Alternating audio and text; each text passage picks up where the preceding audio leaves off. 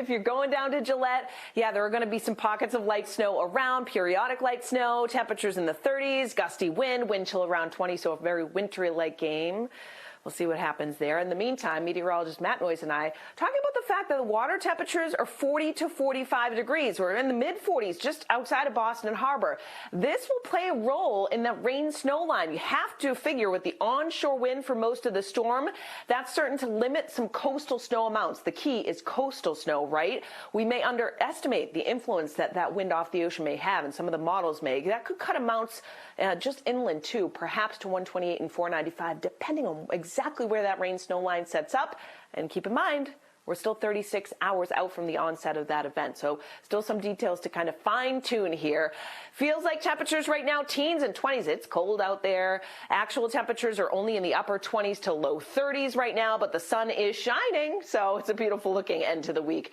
Just got to be dressed appropriately out there. Meanwhile, where is our storm? It's bringing rain and thunderstorms to the Gulf Coast right now, and actually snow on the northern side in portions of Arkansas and Missouri and Kansas right now, where they don't typically get that. This storm is going to continue to move east and then up the east coast during the day tomorrow, arriving for us tomorrow evening and night. So we actually may start with a little bit of sun tomorrow morning.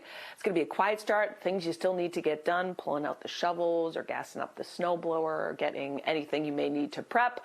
It's a good time to do it. Even by the afternoon, we are dry but overcast. There may be a couple of snow showers or flurries that come into the Merrimack Valley, New Hampshire seacoast, along and north of the Pike during the afternoon to early evening. But the main event arrives 8 to 10 p.m. from Worcester to Boston. Notice that rain-snow line already in the city by tomorrow evening. Mainly rain on the South Shore and Cape at that point. And north and west of where that rain-snow line sets up, it's going to be a wet, pasty snow. So that will up the chance for some isolated outage potential. I don't think this is a widespread outage event or anything like that. Now, tomorrow overnight into Sunday morning, we may get a flip back over to snow and kind of flip-flopping here in the city itself. Notice the rain-snow line even by Sunday morning right near the city of Boston. But as the wind shifts around out of the north, so not off the ocean anymore, and then eventually north-northwest, that will cause a flip back to snow with that rain-snow line pushing south and east by Sunday morning and afternoon.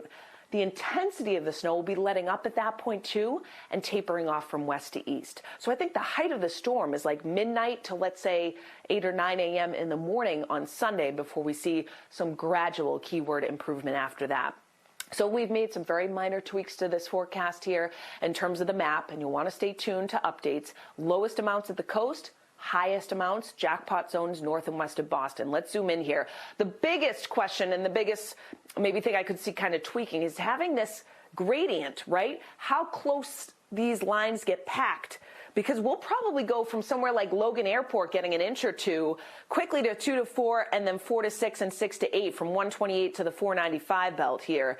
And then you get to the South Shore, it's an inch or two, maybe a dusting to an inch on the Cape. But the highest totals by far north and west of the city, Merrimack Valley outside of 495, 6 to 8 or 8 plus with some locally higher totals. Worcester County back in the southwest New Hampshire. For northern New England and our friends in the mountains, this is a lower event, but still a wide spread, probably 3 to 6 inches with lesser in the far north country. Just want to briefly mention the wind. Some gusts to 40 miles per hour possible at the coast, and then isolated gusts to 50 on the Cape Sunday morning and afternoon. We've got you on alert. Travel is going to be tough Sunday morning especially. Monday is a quiet day, and then another storm on its heels. Tuesday evening and night moves in. Maybe a little snow far inland, but then it changes over to rain for everybody. It's a mild scenario, and it could be some flooding concerns with 1 to 2 inches of rain.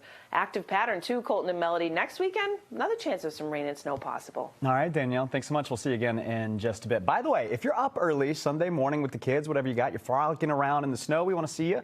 See all your photos. You can send them and your videos as well over to us at shareit@nbcboston.com. You never know, you just might see yourself on TV or online.